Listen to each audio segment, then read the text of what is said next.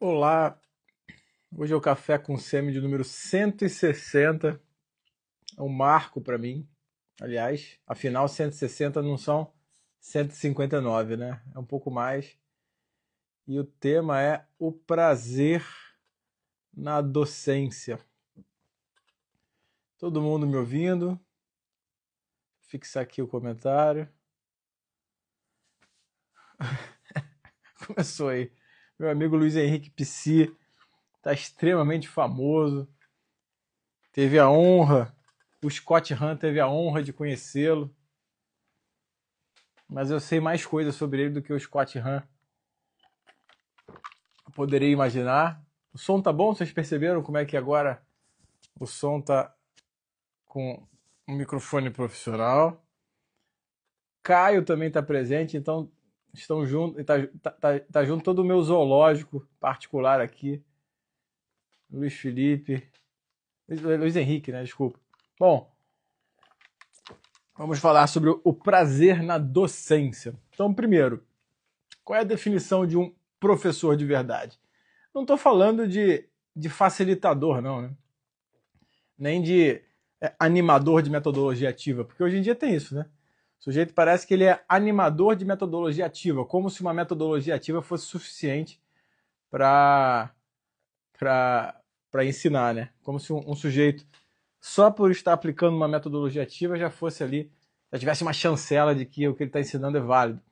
Enfim, então existe essa figura, o animador de metodologia ativa, existe a figura do professor que cumpre burocraticamente o seu trabalho.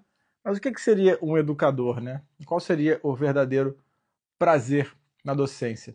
Um professor de verdade, ele é aquele sujeito que ele passa uma vida inteira adquirindo conhecimento, uma vida inteira melhorando, uma vida inteira se especializando, uma vida inteira refletindo, uma vida inteira se dedicando a alguns temas, onde a partir da sua experiência pessoal, dos casos que ele vê no caso a caso, só ele vai conseguir resolver determinadas perguntas e determinados problemas, né?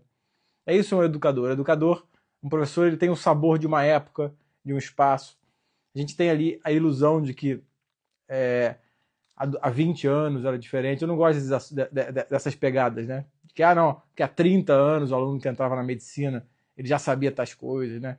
Há 20 anos os alunos eram diferentes, porque na minha época os políticos eram mais honestos, na minha época, sei lá, era mais fácil viver. Eu não acredito muito nisso. Por exemplo, imagina como é que era, sei lá, ser médico em 1600, quando Molière escrevia novelas ali criticando a medicina, né, chamando o médico de burro. Existe isso. Existem novelas de Molière, o Doente Imaginário, por exemplo, ele está ali falando de como o médico engana, né, as pessoas. De como o médico... Cara, vocês estão me atrapalhando, cara. Tem um monte de gente aqui fazendo palhaçada, né, principalmente o Caio, a sua digníssima esposa, Patrícia e o Luiz Henrique Psi, que fica falando de sentido da vida, mas fica enchendo meu saco aqui na live. Então eu vou cortar a relação com vocês, porque eu já perdi o fio da meada. Mas depois de um gole de Coca-Cola, eu retomo o fio da meada e volto aqui dizendo o que um professor faz, então. Um professor é aquele cara que ele, depois de ter feito tudo isso, depois de ter direcionado a sua vida, a sua bússola íntima, para adquirir um conhecimento no espaço, no lugar, ele começa a ter um olhar individual sobre cada aluno, sobre grupos de alunos, e ele entrega tudo aquilo. Né? Tudo aquilo é entregue. Tá? Um professor ele entrega para o aluno aquilo que um aluno jamais conseguiria ter sozinho. Né? Um animador de metodologia ativa, não. Animador de metodologia ativa, ele vai lá, vai falar que o aluno tem que produzir conhecimento, vai bater palma para qualquer maluquice.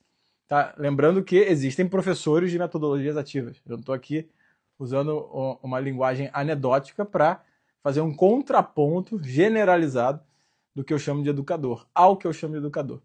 Então, um professor, ele é aquele sujeito que ele inclina a vida dele para pontos específicos da sua atuação profissional.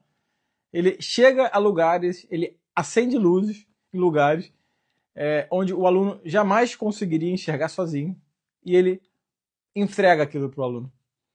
Ele dá aquilo para o aluno, ele entrega.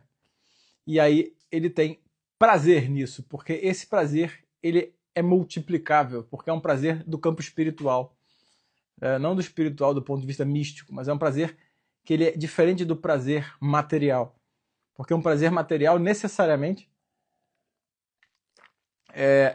se eu, por exemplo, como uma pizza, eu como a pizza e você não come a pizza, a não ser que tenham duas pizzas, mas enfim. O prazer sexual, ele acaba. O prazer sexual, ele acaba ali, enfim. E se esse prazer sexual estiver direcionado de forma inadequada, apenas para o prazer, por exemplo, além dele acabar, ele gera uma angústia também depois. E necessariamente ele vai gerar a vontade de ter aquilo de novo, e por aí vai. E se desordena. O prazer do descanso, por exemplo, de um sofá-cama gostoso, ele também significa que você tenha que parar de fazer aquilo que você está fazendo para deitar e eventualmente jogar seu tempo fora, né? E perder tempo e ficar ali no sofá, enfim, desperdiçando o tempo da tua vida. Enquanto que esse tipo de prazer material, ele significa necessariamente perder algo, o prazer na docência, ele não significa perder nada. Ele é simplesmente você dar mais coisas, né? Você oferece aquilo. Você dá mais coisas, você dá tudo que você construiu. E esse prazer, eu afirmo para vocês, ele é um efeito colateral de uma disposição que você tem a partir do momento que você decide ensinar.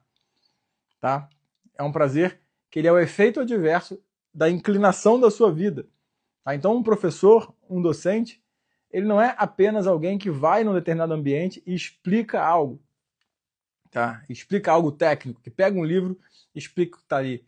Ele é um sujeito que ele tem a vida dele inclinada para a direção do que é educar de verdade, que é não só explicar a questão técnica, mas como se posicionar diante de um problema real, de uma pessoa real, a respeito de um problema que pode envolver aquela questão técnica ou outra questão técnica. Então, este é o prazer da docência, esse é o prazer que vem da verdadeira docência. Então, um docente, um professor de verdade, um preceptor, ele precisa se colocar na transmissão de conhecimento com essa visão. Tá? Porque é claro que quando ele entra, né, no começo, ele não vai ter isso muito claro. Então, um preceptor, talvez vocês estejam pensando, né, menos o Caio e a Patrícia, porque eles não pensam, né? Eles só ficam falando besteira e ficam enchendo meu saco na live. Mas, exceto o Caio, a Patrícia, que estão aqui perturbando a live, né, os outros que estão pensando podem pensar se isso não é um efeito colateral final, né, ou no meio da docência. Então, para eu ter prazer em ensinar, para eu adquirir uma quantidade suficiente de conhecimento para que quando isso for repartido eu tenha prazer, eu preciso de uma estrada. É verdade. É verdade. É por isso que no começo desse processo, o que conta mais é o rigor, tá? O rigor às pequenas coisas. Então, um preceptor iniciante, um professor iniciante, ele tem que ter um rigor técnico muito maior.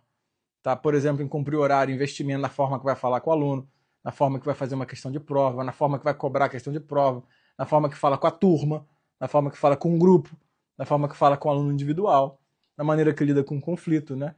A gente está num momento onde, eu não sei, é muito conflito, né? Tem conflito em todos os aspectos possíveis, né? Basta eu pensar diferente de você que começa a confusão. E nas faculdades não é diferente.